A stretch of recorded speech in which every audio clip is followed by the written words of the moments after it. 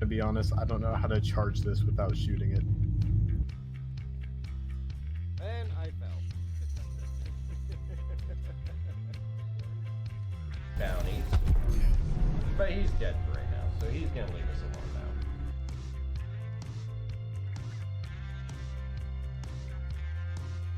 now. I will if I kill you, it's not my fault. I don't believe that for a minute. Oh, my Armistice Zone privileges are revoked.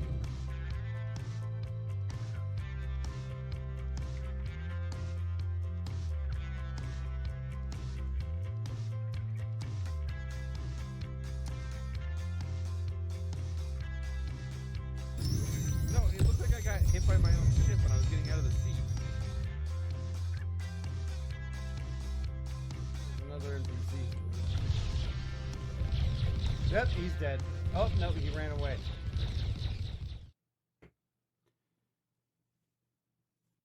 Well, dang it, my camera's not working. Give me 1 second here. All right, there I am. All right, now my camera's working. Sorry about that, everybody. Welcome to State of the Verse, Daymar edition. For what it's worth, of course, CIG is still on break at this time, so no Roadmap Roundup, no Inside Star Citizen, no Star Citizen Live. So we got a couple of things to go over with current offers as well as other little current events are going on. And of course, today was the Daymar Rally, the yearly rally put on by Atmo Esports across the surface of Daymar, and Amarok's Fang actually had a team in today, and we did participate, and we have Gravity Cat and Kagi Tenchu, who are part of that team here with us tonight. And of course, back from holiday vacation, Jay Skell, our co-host here. It's great to have you back there, Jay Skell. Thanks. It's fun to be back. I'm sure you just missed the work of doing notes and prepping for this. Of course. So, and welcome Gravity Cat and Kagi. How you guys doing? Not too bad, thanks. And Gravity, you are getting some kudos in the chat from Poe and Whores and Bacon for sticking it out until you could no longer breathe. So, the hero of the day getting us as far as we got in the rally due to circumstances that we'll go over a little bit later. But a lot of kudos to you, sir, for a excellent performance, to say the least. So, Thank you. well, thank you. But going ahead, we're going to go over a couple of quick little things here. Of course, we always cover the current offers and all that. We all know that the holiday specials are over, Illuminalia, all of that's all wrapped up. But we do still have the Outfit Your Force for Jumptown running. So currently right now, which I would anticipate you're going to see that run till at least Monday, you can get the Drake Cutlass Steel for 210 Warbond, 235 standalone. And you also have the CCUs available. You can also get that power pack, which is $550 for all the cutlasses. Also, the new paints that are out there for the Drake Cutlass series. And with the gear up for Jumptown, you have sales that are opened up right now for drop ships such as the Cutlass Steel, the Valkyrie, the Prowler, the Hercules, but no hoplite. And then air support ships such as the Vanguard Warden, the Aegis Redeemer, and the A2 Hercules. And ground support with the Drake Dragonfly, Apoa Nox, Cyclone in the TR MTAA, and of course the Anvil, Spartan, and Ballista, and the Nova Tonk. No war bonds are available on those Jumptown, Gear Up for Jumptown sales. They are all the standard pricing. Also coming up this week, not so much with CIG, but with myself, we have the 24-hour stream, which is going to be on Wednesday, starting at 7 p.m. Eastern Time. We're going to do 24 hours of how much AUEC can be earned in the verse. So swing by, stop in, say hi, and some guys from Amarok's Fang will be jumping in and playing along at different times over the 24 hours. We're going to do everything from bounty missions to mining. We'll start with mining. So we'll do our regular stream on Wednesday, starting with a mining party. We're also going to do deliveries, legal and illegal missions of all types. And then we're also going to have a handful of prizes to hand out. So we're going to have a Drake Cutlass Black, Mustang, Arrow, Nomad, Avenger Titan starter packs all available. Some MPUVs, armor sets, merch from the merch store to be handed out. So swing on by. You might walk away with something a little extra by participating in trivia or raffles. different ways that we can give things out. So I look forward to seeing everybody for that. Don't forget that as far as the channel goes, we got a couple of giveaways as well. We have the Twitch subscriber exclusive, which is the RSI Scorpius with the Stinger Paint and LTI. That's for Twitch subscriber exclusive. Subscribe up till January 31st. You'll automatically get entered in to win that on February 1st. And of course, we have our combination YouTube and Twitch monthly giveaway, which is the IAE 2951 Nomad starter pack with paints. And I believe that's, I got to double check. I may not have LTI. It may be a 10-year insurance on that. And just follow here on Twitch or head over to YouTube, subscribe, leave a comment on any video, and you'll get an entry for each of those so you can get up to 2 entries. And good luck to everybody on that. As far as current events go, though, of course, we talked about the Daymar Rally, which was today, and we'll talk about that in depth here shortly. But Jumptown 2 was actually extended through until Monday. Now, that's Monday UTC time, which actually equates out to 9 p.m. Eastern time on Sunday night, or if you're on the West Coast, 6 p.m. your time on the Pacific Coast. And that will be running continually without stop. So you can head over there, load up packages, and get on out there. I know that some of the people were getting on, saying it was getting a little toxic in the in-game chat. We saw some of that today earlier while we were prepping for the Daymar Rally.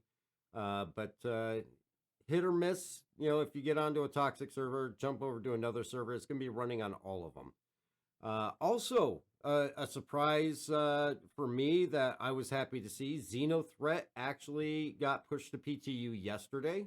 And we played through it last night and didn't see really many changes over the previous form of it in 3.14.1. We had a great time. We got through one complete playthrough, made a good amount of AUEC, but that's going to be on the PTU only. Of course, PTU is opened up to everybody.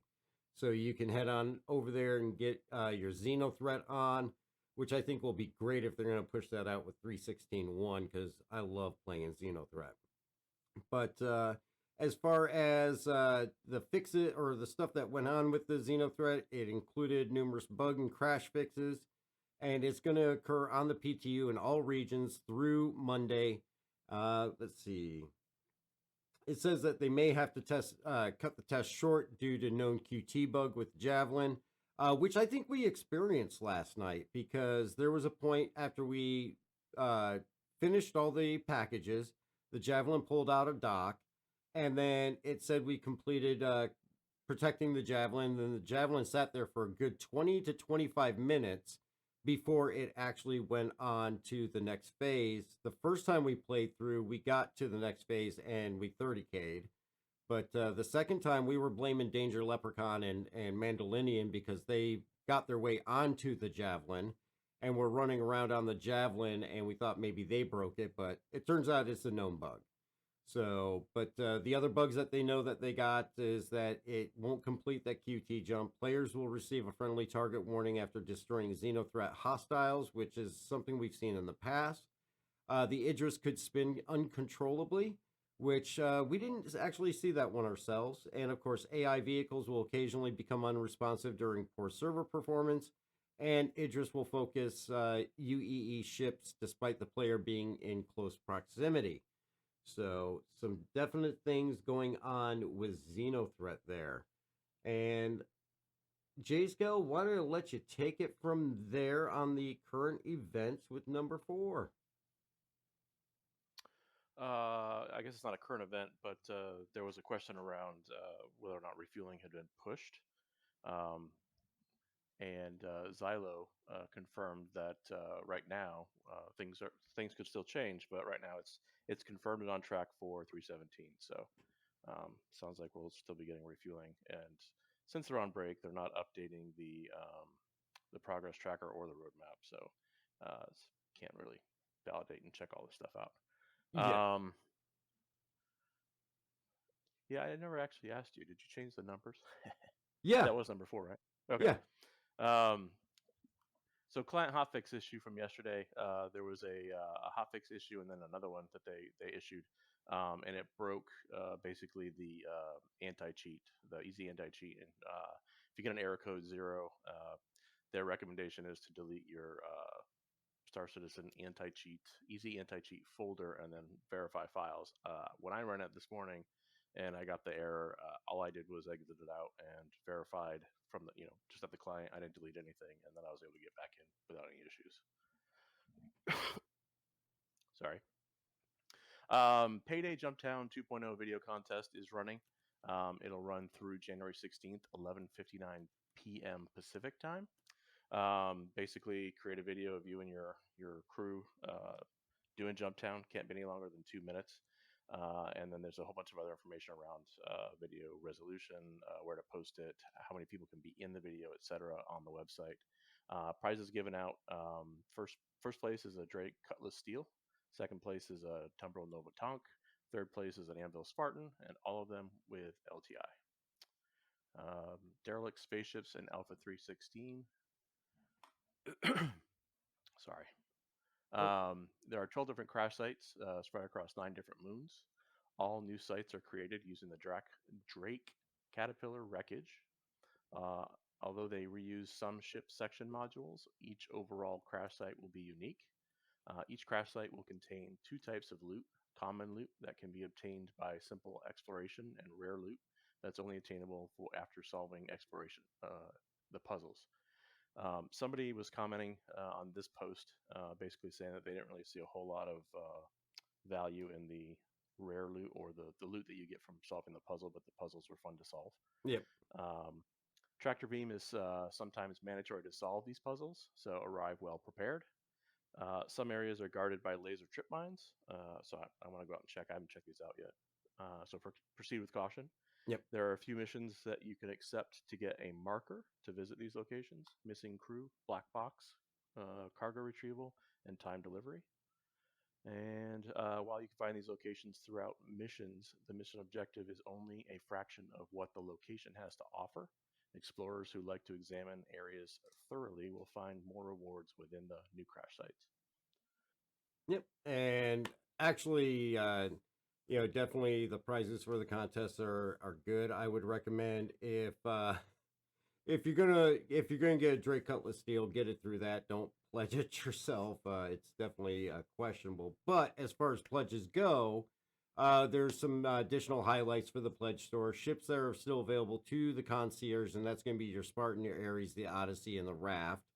And then, of course, they're still running those sales for the time to release ships as part of the Jumptown 2 that we talked about. And we still have 3 packs available. 2 are in concierge, 1 is regular, and that's your ground militia, which is the 5 ground vehicles. Swords of Fortitude, which is the dual pack of Ares Starfighter. And we already mentioned that Cutlass Power Pack. So definitely some additional availability there for different sales that are out there. And yeah, we got 316.1 on PTU now. We got that earlier this week, which was exciting. We knew it would be coming after the holidays. And definitely Xenothreat is a big part of that. Now, we talked about the laser trip mines, and those I've definitely been looking forward to. The only downfall is they are not purchasable or deployable by players yet. So they are going to be obstacles that are in the game at these derelicts. But you're going to be able to manipulate them, but you're not going to be able to go purchase them and plant them on your ship as booby traps or anything like that. But with 316.1, some of the known issues that are recurring ongoing from the previous patches, that some servers may stop updating their mission offerings. This is one that we've seen for a while. You just have to leave the server, wait a few minutes, and then get back on, and that should take care of it. Attempting to log back into a ship bed may result in a long loading screen before being sent back to the main menu with a 30,009. Again, a continuing overall thing, even though they've said in the past that it's been fixed numerous times. Desync is always an issue, obviously. They have tried to do fixes for that, hot fixes and everything, and it's still an issue within the verse, of course. And it usually occurs after you die and respawn in. Some other new things that I wasn't seeing on previous ones: cross-section missile torpedoes have trouble locking onto the target. Mineable asteroids, of course, can't be scanned. That's a long time ongoing thing. Let's see here. Spawn closets don't recognize unconscious AI and close the door on them, possibly leaving mission critical AI unreachable. We see that a lot with the bunker missions. And of course, the ship sometimes won't appear in the vehicle manager app until you actually spawn it in and then restore it. That's been going on for the last couple patches as well, too. And logging out from the Reliant, such as your Mako, your Tana, your Sen, or your core, or as they pronounce it, Corey, which I don't get, but whatever. Let's see. And logging back in is going to cause the Reliant to be in flight mode, and the player is stuck inside the ship's sleeping area because once it twists, you can't get into the cockpit. Repair, refuel, restock. They fixed it on the planet side and moon side, but now it's still broken on low orbit stations. Of course, the Moby-Glass error with the head and the Moby-Glass and other equipment missing after your release from Klesher, which I haven't really heard too many people having that one, but it is still an issue. And of course, your ship can despawn after death instead of staying at its location. Let's see here. People keep popping in here.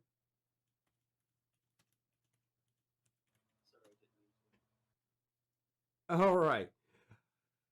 That brings us to hammerhead doors to turrets. Those have been broken forever. So those have been broken for probably the last 4 or 5 patches. You got to open exterior to let the people out of the turrets. And that's the easy workaround with that. And I've not even seen it limited to just QT. It's like once you're in the turret, you're stuck in there. So go ahead and I'll let you take the feature updates there, J-Scal, and we'll get through these real quick in the last couple things, and we'll move on to Daymar. Sure thing. Feature updates for patch 316.1c. Gameplay. Deerlick spaceship polish pass. They updated basically all the stuff we just talked about. They updated the normal rare loot crate rewards, the Viz area polish pass, collision polish pass to fix various areas where players can get stuck. I'm sure there's plenty more. Fixed multiple texture flickering issues. Fixed trip mines that were behind collision. Fixed various areas where the players were falling through the world. I'd love to have that fixed forever. Fixed decorative crates and mission assets spawning inside each other. Sounds painful. Ship shield delay changes. This was new. I didn't know they were even looking at this. Shield face regen delay timer will now also trigger if the ship hull is hit, and shield face is already down. You're gonna say something? Well, no, I was going to say that's interesting because it's going to slow your shield coming back up. But yeah, because I was like, why would the hull taking damage have anything to do with the shield emitter? But anyway, shield regen delay timers will now trigger for all faces when the power state of any shield generator is changed. I thought they already did that, but whatever. I thought it kind of reset everything, right? Yeah. Kind of drained them and put them back up. Bug fixes. Fix an issue causing items to not immediately transfer from loot crate to personal inventory. This one I want to test because that's one of the biggest pains in the neck. Fix an issue causing boxes and backpacks outside of inventory to not be interactable. Currently held cargo will no longer become unusable if a player interacts with cargo while holding cargo. I don't know that I ever had that. Gas clouds, VFX, and Dying Star should no longer be black while flying through them.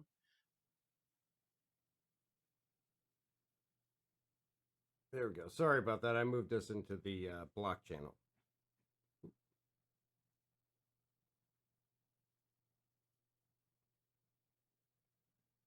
Oh, did I miss somebody? Hello? I'm here. Where'd J-Scale go?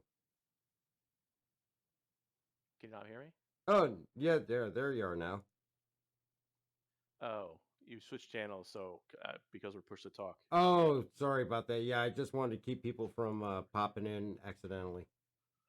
Okay, then. I'm not sure where I was, but I'll say it again. Large FPS deposit space should no longer display the collectible diamond icon after being shattered, and fixed one client crash. Not too bad. I mean, it's not a huge patch. It's not a major patch like 315 was. 316 wasn't even really that major of a patch. It felt more like a continuation of 315, and this, of course, picks up the few small iota of bits that didn't make it in with the other thing. It still just kind of feels like a continuation on of everything. Of course, 317, I think we're going to get a much bigger, more fulfilling patch there. But I mean, it's nice to see these things coming in and all that. And hopefully, with it being a smaller patch, it will give them the opportunity to kind of work out some of these longer term bugs, even though they tend to and they usually slip back in at some point or another. Well, and this year there's going to be going deeper into the whole. I just lost the term. Server meshing. Yep. So I expect to see some weird bugs as they mess around with the back end. Oh yeah, I would imagine so. That's probably gonna. I will not be surprised if server meshing doesn't put us into a state where we're gonna have headaches. Where as players, we're gonna find a lot of bugs that are really affecting the game while they're getting that implemented. So I mean, it's a huge change. It's got to be expected that we're gonna see more bugs than usual during that. Oh yeah. So, and of course, we had the one bit of lore for this week, which was the Civil Defense Force with the Spectrum Dispatch. And I'll let you go ahead and cover that one because I'll be honest, I did not read that one. Nobody reads them. This was actually it's the Spectrum Dispatch is usually a what do you call it? A reposting of a jump point issue. So it was an article that showed up in Jump Point 9.1. Basically, it's the backstory of how the CDF was born. A story centered around the Farron system. It tells a tale of kind of how government bureaucracy is causing inefficiency and waste when they're trying to. This gentleman named what the heck is his name? Bremen? Or no, what was his name? Bryce Agent in charge, Bryce Balewa. Yeah. Yeah, him. He was working for the advocacy, and he was in the Farron system, and we were introduced to the Voiders, which is a criminal syndicate. They were moving in and taking over an abandoned space station, and the advocacy did not have the resources to fight them off, and they were worried that if they took over the space station, that they would be even more of a pain in the neck to deal with than just the random incursions that they had. But there was no formal way of interacting with the militia in the system and all of the bureaucracy in the way to actually do that. So he ended up quitting the advocacy. He met up with a woman who was a lawyer named Amanda. She was born in Bremen, which is another system, and she was trying to increase militia rights, and he was trying to find ways to connect militia and advocacy so that they could team up and basically double, force multiply. Yeah. Long story short, the Militia Mobilization Initiative, which was legislation that they had just put into place that was intended to streamline the sale of mil-spec ships to civilians. These two teamed up and worked with legislators to convince them to add riders, language, whatever, to this legislation that allowed the CDF to become a formal thing in 2947. And the first deployment of the CDF was in the Tangaro Helios 2, and it was to evacuate folks from volcanoes, which was kind of timely since there was a volcano that just erupted here on Earth. Oh, yeah. If you want to read the whole article, it's out there. Yeah. That's the summary. I usually I'm horrible at reading the lore stuff. That's why you're the lore guru. I don't have to worry about it. Well, I do read it just because there's stuff in there sometimes that explains why certain things are in the game the way they are, because that's what these guys are doing, right? They're trying to create the backstory to everything that's in the game. Doesn't always line up, but just like the militia mobilization initiative, I've seen questions around why is the Idris M not one that is going to be for sale? It's the Idris P. And why are they strip down military armor and all that stuff? And yep. Now you can get an Idris M if you buy a certain pack, but yeah, I'm not buying that pack though. No. It's gone up in price recently. It did. Yes, it did. So, and that's pretty much all the information for this week. Like I mentioned, there was no Star Citizen Live, no Inside Star Citizen, no Roadmap Roundup. But the Roadmap Roundup will return on the 26th of January. So hopefully we'll have some updated information there on some of the things we've been curious about coming in with 317. If anything's getting pushed, anything's getting bumped up or anything. Wait, what am I saying? They never bump anything up. If it gets moved to one direction or the other. Which brings us to the main focus of today's program, which is the Daymar Rally. Of course, as I mentioned, today was the day for the Daymar Rally. This is a sporting event that's put on by Atmo Esports. They are a group that is pretty much a community-based ran event system that actually gets a little bit of support from CIG. They run the Daymar Rally, the Stanton 7, the Hurston Hurt Locker, and they are looking to do and create more events in the future. Very popular events, all of them. Actually, Hurston Hurt Locker and the Daymar Rally. Daymar Rally is probably the most popular one and the one that I always heard of first. And that is basically open to the entire community. They opened up registration for the rally back in November, and they've been planning this for I wouldn't be surprised if they were planning this from the time of the end of the last one. But we did enter in a team, and we got that team in and competing. There were some, of course, nothing goes smooth with Star Citizen, as you all know, and the Curse of SC had crossed over. Communication was all through Gilded. Gilded had a voice server that crashed. You're slapping, 350 some odd people plus into one voice server, and it didn't react very well. They got that fixed quick. They had quick turnaround time for troubleshooting and fixing issues, but something of this scope, you're gonna always run into little things like that. But I think that the event that they actually put on, I was amazed by the scope of this event and everybody that was involved. Over 150 different teams. They had dozens upon dozens of admins and officiants and everything, camera crews and race officials, and with different states of different things in the verse, they did have to make changes along the way, but very, very well managed for the most part. Of course, you can't account for those things that you can't plan for. It's been happening in the past. It happened again this year that you have griefers, you have people that want to interfere with the course of the event and all that. And of course, that did occur, which we'll get into here in a little bit. But overall, you're basically racing three classes. You have the hover bikes, you have the buggies, which are your Cyclones, or you have your trucks, which are your Ursas and Spartans. And you're racing across Daymar. You're going from Shubin Mining SCD1 over to Eager Flats, from Eager Flats down to Kudra Ore. Now, a lot of times you have waypoints between Eager Flats and Kudra Ore with a Starfarer or a Reclaimer along the way.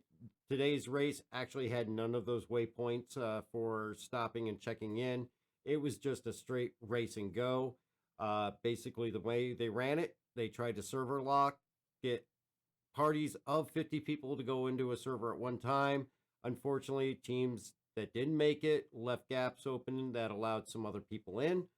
And there were some people that, from what I understand, had some sore feelings about things as well too. But I think overall, I'm actually very impressed with the way it ran. I don't know about Kagi and Gravity, what your guys' overall opinion was about how the organization and the running of the event went. I think it went well for how massively large it is. Oh yeah, and you can tell that Atmo and Gilded, the communications group, have a close relationship with each other. When a when a esports team can call up the developers of a program and be like, "Hey, we have issues," and get new hardware online pretty quickly, it's pretty impressive when it comes to turnaround. Yeah, once they figured out chat issues, it actually ran pretty smoothly overall. Yeah. Yeah, I thought so. What was your impression, Gravity? I thought they did a great job considering the number of people. Yeah, that was a lot of people. We had 13 servers, and you figure most servers were pretty much full with either officiants or participants. So I mean that's what 650 slots that they had to fill and coordinate launch all at the same time. So we had a couple of technical glitches with the distance app, but quick backup plan posted in your gilded text chat that kept everybody up to date on everything. Overall, I would say if I had to make that trek in a real life dune buggy or car, that I would probably have no ass left on me. It is very, very rocky across Daymar, even more so than what you would think just going out and doing some rock mining and all that. And let's see, oh, Krieg has pinpointed down the ship that hit us the first time was a Harbinger. So the C2 survived a Harbinger hit. So, yeah, I mean, the C2's a beast. Yeah, I mean they were talking about. I don't think you were watching the Atmos stream at the beginning, but they were talking about how you could use your if you had an AA, you could shoot down the support ships. And one of the guys like, yeah, but a lot of these people are using C2s this year, and no ground vehicle is gonna shoot them down. No, no, absolutely not. Yeah, we did the cyclones and we got 6 cyclones loaded up in the C2. And I drove the first leg. Gravity Cat took over at Eager Flats. And the best thing about the C2 is that, yeah, it can take that abuse. What basically happened with the course of events for us was we made it to Eager Flats. Gravity Cat, I checked in. Gravity Cat took over from there. So I parked my Cyclone in the C2. He took his out. And you actually were getting some good headway going, and we were directing him through the canyons and the valleys. And I was going back and forth between first and third person, and I just saw what looked like a missile hit the back end of the ship with a big explosion and boom. Let's see. Oh, my voice is a lot louder, so let me turn my mic down. It was a little low on Gilded, so I had to turn it up. There we go. So hopefully that's a little bit better. So yeah, I saw what looked like a missile come in, hit the back of the C2. We thought maybe my Cyclone blew up because of the amount of abuse that it took because I was driving. And they went down, checked it out. The Cyclone was on fire. The damage to the ship was basically the rear ramp and a little damage to the front ramp. But for the most part, we still had a number of Cyclones available. So I just kept flying and kept directing Gravity Cat through where we needed to. And then all of a sudden, just a short time after that, we ended up just exploding into a fireball. And I would imagine that that would be the second ship that rammed us. And let's see here. Actually, I got some video of it as well, too. This is just some general video from the race itself. But overall, I mean, is this something that you guys would see wanting to participate in again in the future? Definitely. Oh yeah, particularly if we had the ability to put together a full team. I almost wonder if we put together 2 teams and got onto the same server. At least if something like this happened again, we would at least be able to. I wonder if we would get. I know that some teams are talking about combining having their support craft with oxygen for some other teams, but man, no, it's fun. It's Oh, fun. yeah. It's. I go- wouldn't recommend trying to land a C2 where I landed it. I just chose to fly a spot. Like it was rocks everywhere. I'm like, there's a spot. I hope it's big enough. Oh, and looks like Poe posted a clip in Twitch chat where he says you can see the blue pip try at you in this clip, or fly at you in this clip. Yep, I did see. I went back and I watched the video myself, and I found and I tried frame by frame the first explosion, and you can definitely see the ship blur come in and hit the back of the C2. As far as like this again, I think this is a great thing, especially for orgs. I mean, this allows for orgs like we have. We have the ability to enter multiple teams if we want to enter multiple teams. That's not an issue because it is an open enrollment. So if you have enough people in your org that you want to run 2 or 3 teams, you can do that. It gives you the availability to either do bikes, buggies, or trucks. So there's a lot of flexibility there depending on what your favorite one is. H3's already planning on lots of practice for next year, so he can join in as well too. Yes, Whores and Bacon. If you have a Spartan, you can do trucks as well, and of course we can enter in as many teams in any of the divisions that we want. So that's great. I think what these guys are doing is a great thing, though, and it's great that CIG is backing them too, because now CIG has even taken the Daymar Rally and they've written it into the lore of the game. And that says a lot for the 3 years that this has been going on, how well received it's been. I love the feeling of dread you get when you hear an explosion go off somewhere around you. Yeah, because you never know what's gonna, if somebody's coming at you or what. You don't know if it's, coming after you next or if it was you. Yep. Yeah, so. Oh yeah, that first explosion.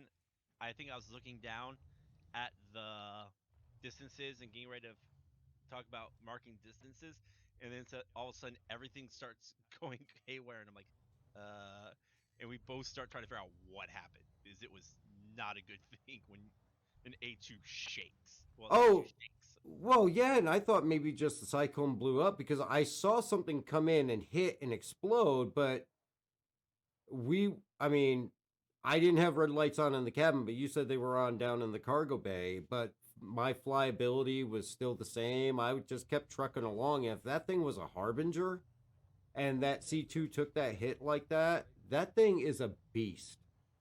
I mean, There was the Yeah. question of like, was it an accident? Was it intentional? And who else is out there gunning for us?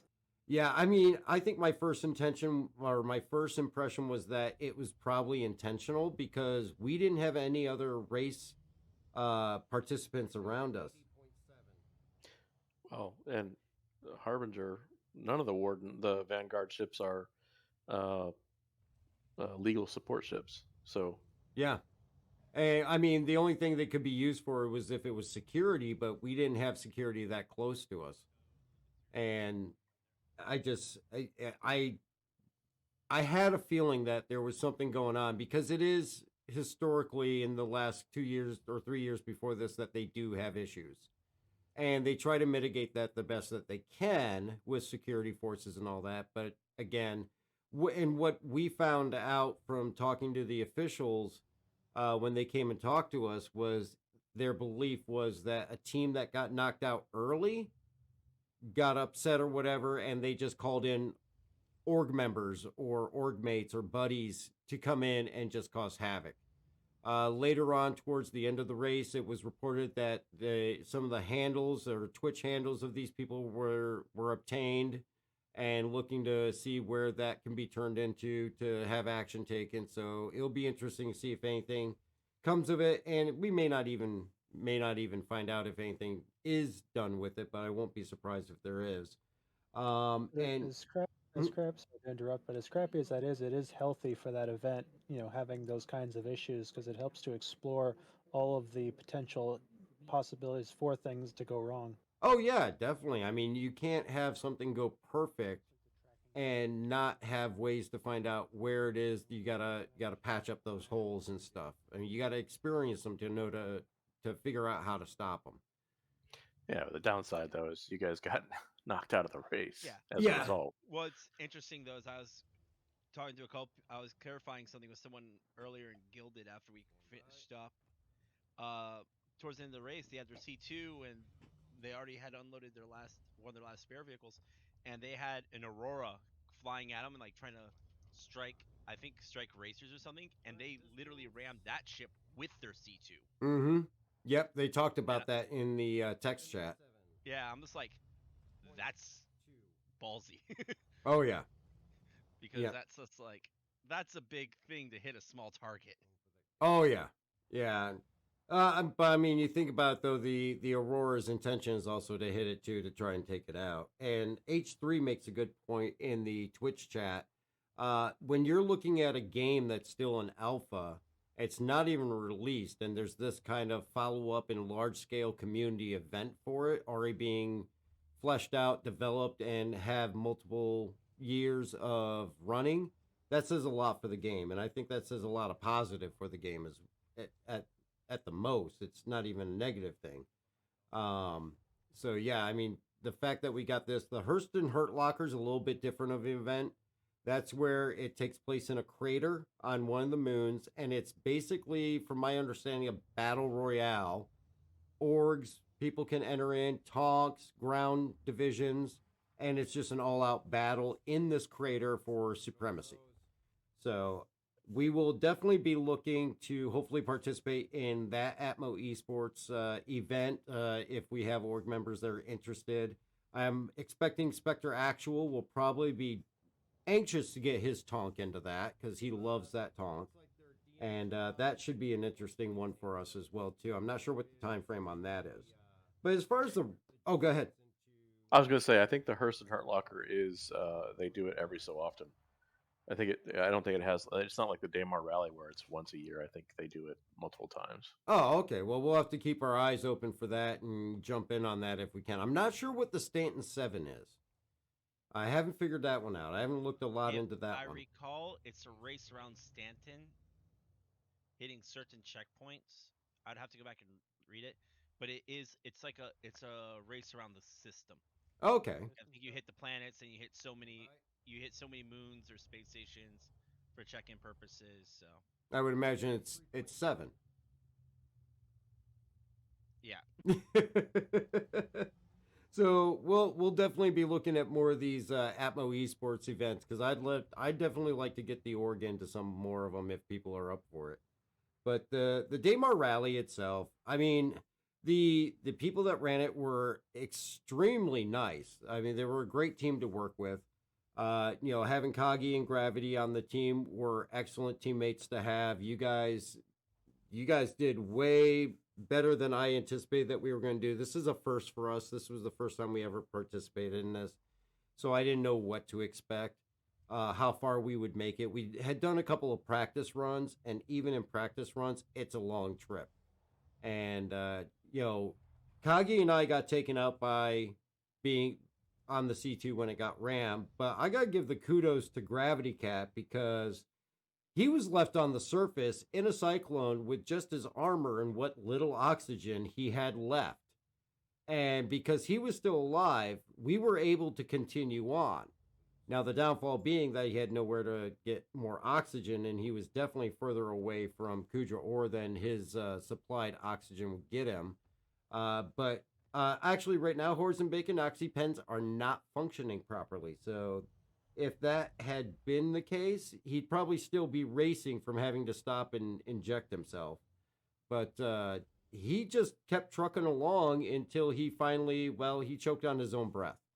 And he made it all the way to 263.1 kilometers from Kudra ore, which is about the halfway point from Eager Flats. So he did more of the race than I did. And I got to give it to your determination and your drive to carry on through that and get our team as far as it could possibly go. Even though a DNF is a DNF, I gotta say how much I appreciate that from you, Gravity Cat. That's awesome. Well, like I said in the chat earlier, I couldn't have done it without a good co-driver and support pilot. Kagi was a good support pilot. yeah, it's getting used to. That was my first time flying to C2, so starting off, it was more like I want to make sure I don't crash this thing into the ground. But yeah, once it opens up and you learn where everything is, it's like, okay, what is not going to take my driver into a ravine? Yep. That ravine after ravine after ravine, when we can go slightly to the left and avoid it. Yeah, and the C2 is a great ship for support with this because it flies so nicely in atmosphere. I mean, literally, you don't even need to use the VTOL if you don't want to. Oh, I didn't even have the VTOL active the entire time. It was easy enough just to have it. Now, what's even better is I wasn't using my throttle stick at all during that. I was slowly, because I have a HOTUS Yep. set up, so I have the throttle, but it was just easy enough to go on my keyboard and hold W or tap W to shift where I need it so I can do micro adjustments more than flying long distances.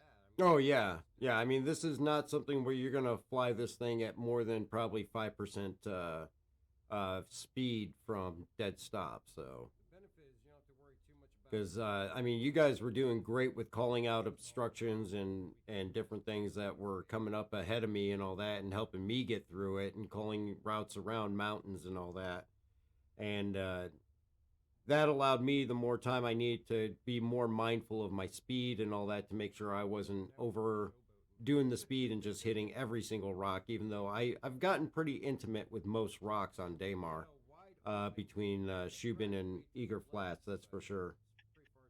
Yeah, there's a few times there where it's just like, get launched into the air, land on the only rock in a 20-meter radius. Oh yeah, I'd come down and land on the one rock in the area. That would be it.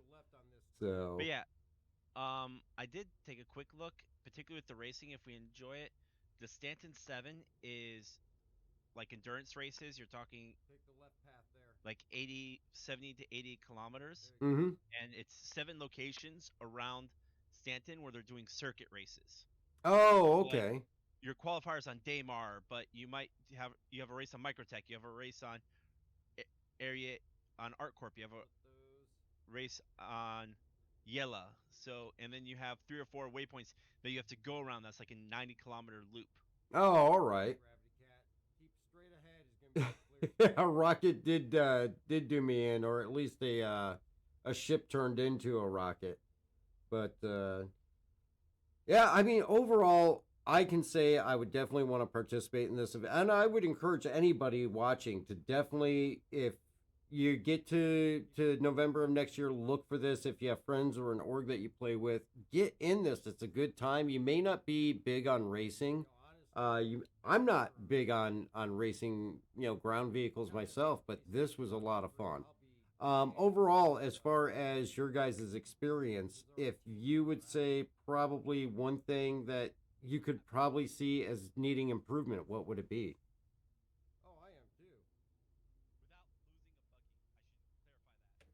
Probably initial communication as far as like what the guidelines are and where to go for things. Ah, yeah. See, I'd have to agree with you on that one because it was really sparse at first there, and then like the last week, just everything came flooding in. Yeah. Also, maybe like particularly now that they've found the fault in the communication systems, it's just like not so much on their end, but on everyone's end. It's just like, hey, when they're asking you to do something, so like because after they asked everyone to not jump into the voice chat for the briefings, Oh, everyone kept jumping into it, yep, and it was just, yeah, yeah, and they're there like, I were can't get in, I can't get in. And it was just like they asked the you not to go in. yeah, and there were several times that and of course when things started having technical issues, what do a lot of people resort to but actually throwing memes and gifs into the text chat and bogging down the server more, pointing out what issues there are, and so, oh, do Discord. Well, they're not doing Discord because Discord doesn't do what they need it to do.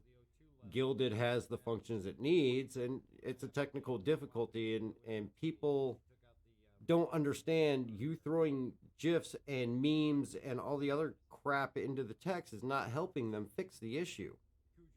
It's like cut them a break and let them do what they need to do. You don't need to bombard them with that crap. Yep. But I So did like the support and of Gilded as a developing team because I mean, Atmo had issues and they contacted Gilded and Gilded responded immediately and yeah, I it was yeah, I do give them credit for that. And I was impressed with Atmos support. I mean, they got right back to us after we exploded to check in on us, and they actually apologized, which was really nice for the inconvenience and the tomfoolery. Yeah, I have to say that was probably the one biggest impressive thing that I was really kind of blown away by was the fact that we're not one of their top racers. We're not their repetitive racers. That after what happened, they came in, they talked directly to us as if we had been talking for a long time. They were honest with us about the fact that they weren't denying that it was outside influence. They actually even said, when I said I thought the cyclone blew up, and he even said, well, we were trying to keep them off of you, and unfortunately it's just they got through. But he was very apologetic about it, and I think that the persona they give off is that they do care about all these people participating in the events and them having an enjoyable time. I think they take it to heart that this is a big event for a lot of people, and they take pride in it. And I think it shows. They don't look at a first year team as, oh, well, we don't need to talk to them or worry about them. You know. Well, it's also very bad press if you can't finish a race because a bunch of griefers got in and destroyed all the teams. Yeah, very true.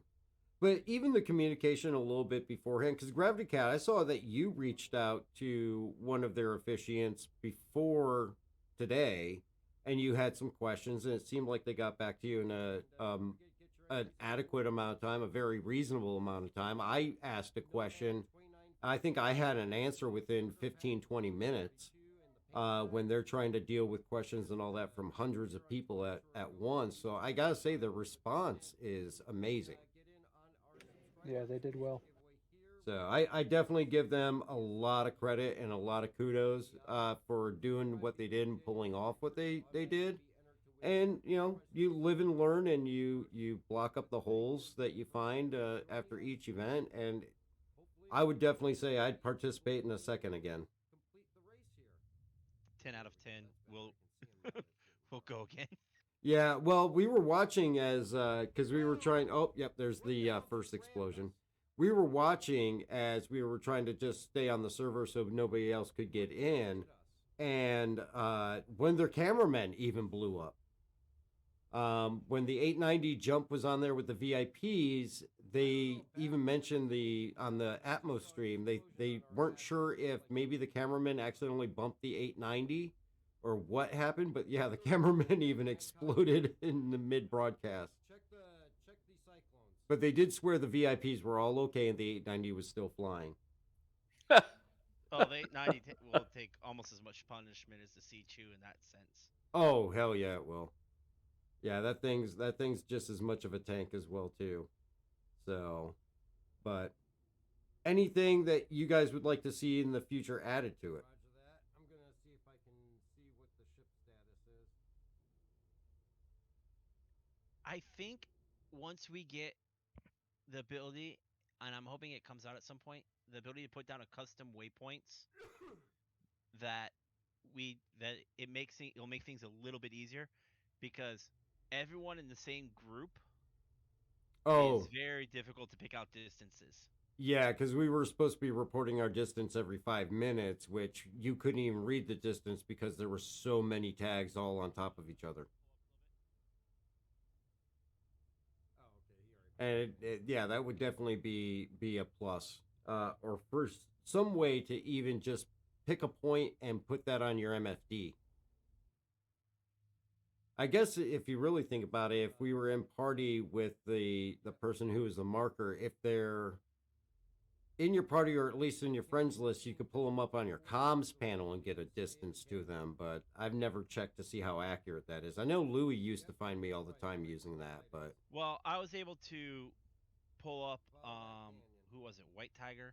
White Lightning, White yeah, Lightning. I was able to get his distance by scrolling down on the um, comms panel, yep, and I was just trying to figure out how accurate it was to where the vehicle was. But there was a point where I was like, we might as well start at least marking distances of where we're at, mm-hmm, even if we can't get where the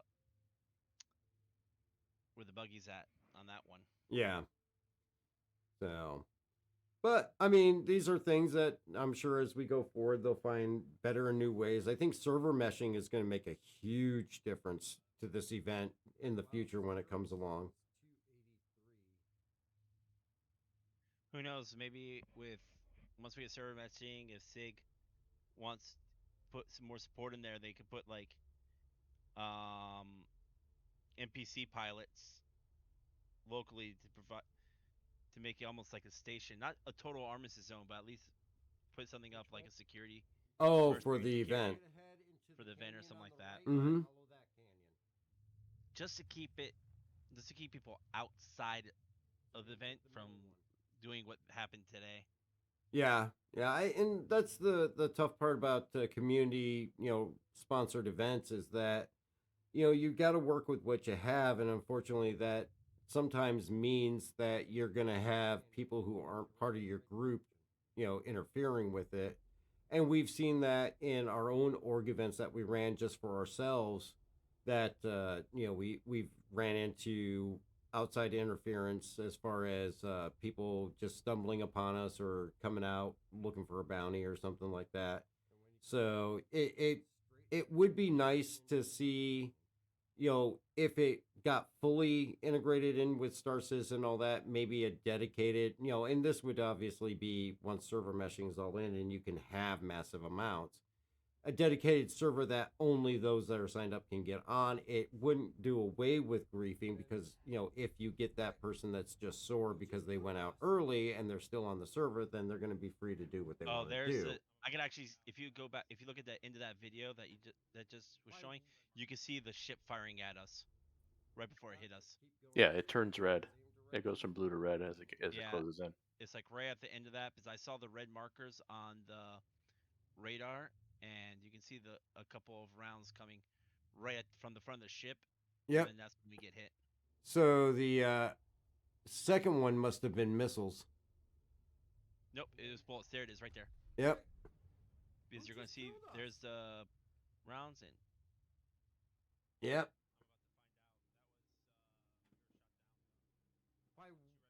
Well, for what it is, I have no complaints. I think it was, even the way that it ended, I am not upset at all because it was still a great event. I think it was a great experience for us. And I think it's something I'm definitely going to be looking to do again in the future, that's for sure. So, I think oh, go ahead. Just being able to load up the ship and having it all work and getting it down to that is a small victory for a Star Citizen. Oh yeah, definitely. I mean, there used to be days where obviously you couldn't put a cyclone inside a ship and store it and have it still be there when you came back, let alone um, you know, the number of other issues that could have possibly happened. I can only imagine what this was like back 2 years ago when 30Ks were like every 30 minutes when they did their first or second one. How aggravating it must have been when you couldn't go an hour without crashing out.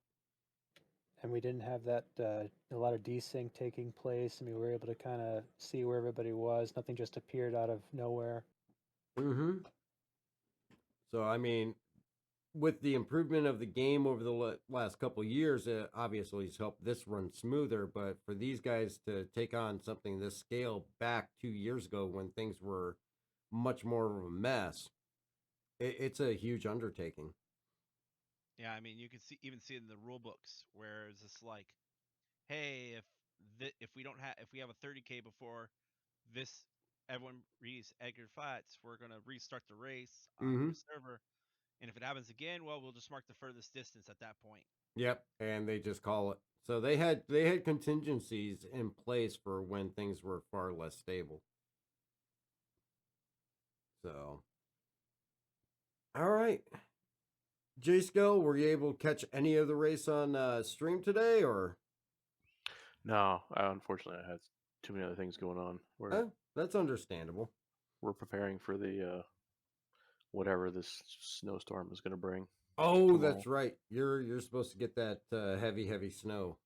Snow, ice, whatever it is. So Can you send a little up here because I have yet to see snow yet this winter. really, we got, I think we got more snow this year than we have in the past few years. Oh, I haven't gotten any yet. I mean, there's like a light dusting, and that is it. I'm starting to think I live in California or something. My uncle lives in Alpena, and he is like, I woke up to weather at 9 degrees Fahrenheit this morning. I'm like, Oh, we're getting the cold temperatures. Like was it yesterday during the day it got up to like 43, but at night it went down into single digits. And today it was pretty chilly out. We were probably, mid-teens, but we're just not getting the snow. And I'm from Michigan, so I'm used to waking up and easily get 6, 7, 8 inches of snow overnight with no problem. That's normal for me. And lived out in Boston for a while where it was the same thing. And this year there's just no snow. It's just sad. Yeah, but at least then you don't have to shovel out your driveway or the streets every morning. I have a snowblower I haven't gotten to try yet. I'm sorry. I want to try my snowblower. I'm in Florida, and it went down in the 60s today, and people around in my neighborhood are panicking. I'm seeing people wear heavy jackets. And I'm like, I'm in a t-shirt and shorts. Like, your people are all crazy, and they're like, you're the crazy one. I'm like, no, I'm the only person from Michigan in this entire area. Oh yeah. So, but all right. Well, again, this is actually a little shorter episode than usual because of the lack of other news things. But J-Scale, anything you'd like to add as we get ready to call it a night? No, it's been pretty quiet. News front. All right, Kagi, Gravity, anything that you guys would like to add or anything you guys got to plug? I will say if we want to do do the race circuit for the Hurston 7 for the Stanton 7, we're going to want to do that sooner rather than later because that first race is that qualifier is coming up in the next couple months. Oh yeah, we'll definitely have to look at that then. Gravity Cat, anything from you, sir? Not really. Had fun. Thanks, guys. All right. Well, again, thank you, J-Scale, for all your work in putting notes together and co-hosting the show. I greatly appreciate it. It's great to have you back this week. And definitely looking forward to our next show. And Kagi and Gravity, thank you again for being wonderful teammates today and helping me get into the Daymar Rally. And hopefully you guys enjoyed it as much as I did. And I look forward to doing it again with you guys. And thanks again to Gravity for his determination in getting Amarok's Fang as far as it got. And thank you to everybody who viewed and watched the event on our live stream. Also check out Atmos Esports Twitch channel where you can catch the VOD of the race from other perspectives and other classes.